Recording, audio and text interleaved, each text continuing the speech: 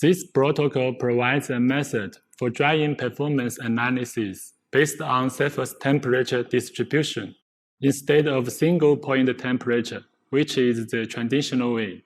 As part of this, we developed a technique to obtain even moisture distribution in the fabric for investigating the dyeing performance of fabric under air impingement.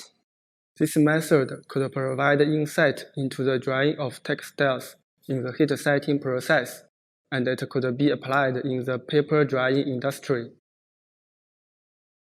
To begin, start heating an oven to 120 degrees Celsius.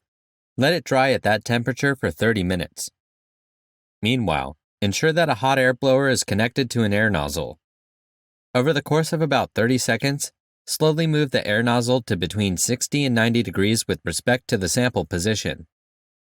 Next, turn on the air blower fan, then supply power to the resistance wire of the heating element. Adjust the current until the desired air temperature is achieved. The nozzle and the air may be very hot. Don't touch the nozzle and avoid letting the hot air blow directly on your body during the experiment. Next, hold an anemometer probe perpendicular to the air nozzle and measure the air velocity. Adjust the rotation speed of the fan to reach the desired velocity.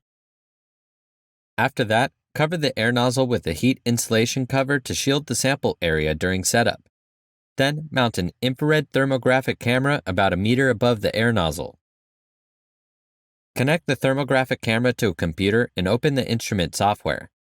Then, use a needle plate fixture to mount a standard fabric sample 30 millimeters above the air nozzle outlet. Focus the camera.